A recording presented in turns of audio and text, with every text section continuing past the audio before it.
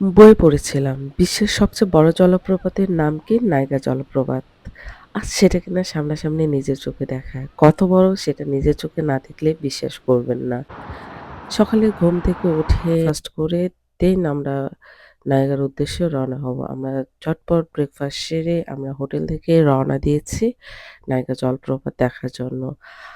আর অনেক এক্সাইটেড ছিলাম। শুধু এক্সাইটেড না, ফার্স্ট টাইম সামনাসামনি নিজের চোখে দেখব। কি বলব, শুধু আমরা না, আমার বাচ্চাও অনেক এক্সাইটেড ছিল। কারণ সে বুঝে হোক না বুঝে হোক সে খুবই এনজয় এটা হচ্ছে করছে। সেই নায়াগ্রা নদী। আর এই নদীর পানিগুলোই আসলে নিচে পড়ছে। আর এখান থেকে আসলে নায়াগ্রা জলপ্রপাতটা সৃষ্টি। তো এটা আমরা উপর থেকে দেখছি। এরপর আমরা সামনে ভিউ থেকে দেখব। তো আমি আর বাবাকে বললাম, "আমাকে কিছু ছবি উঠিয়ে দাও।" দেন সে আমাকে কিছু ছবি উঠিয়ে দিল। আর অনেকক্ষণ ধরে এখানে চুপ করে দাঁড়িয়েছিলাম। কি যে সুন্দর! মানে ভাষায় বোঝানো সম্ভব না। সামনের পাশটা ও পাশটা হচ্ছে হলো আপনার কানাডার সাইড, আর এটা হচ্ছে আপনার আমেরিকার সাইড। আর এই বোটগুলো হলো যাবে নাইগার খুব কাছে, নাইগাকে ছুঁয়ে দেখার জন্য। আমরা আর কিছুক্ষণ পরে এর নিচে যাবো, যেয়ে ওখান থেকে আমরা খুবই কাছে যাবো নাইগা দেখার জন্য। তো এই তো আমরা নিচে চলে এসেছি। আসার পর ওনারা একটা রেইনকোট দেয়। কারণ কাছে গেলে আপনার অনেক বাতাস, তো ড্রেস ভিজে যায়। এজন্য এই দে এই রেইনকোট গুলো দেওয়া।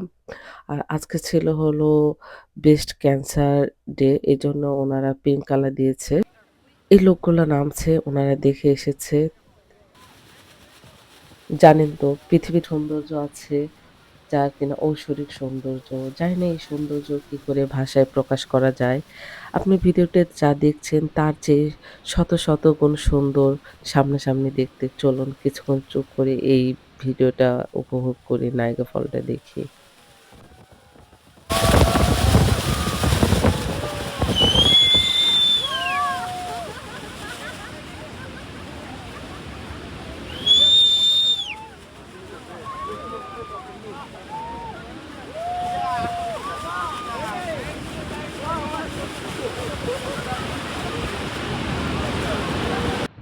তারপর আমরা আবার রাতে গিয়েছিলাম নাইট ভিউ দেখার জন্য। কারণ এখানে রাতের বেলার লাইটিং হয়।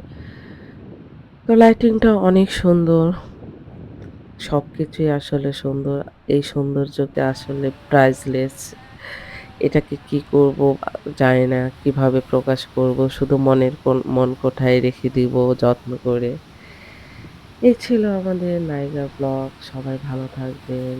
আল্লাহ হাফেজ।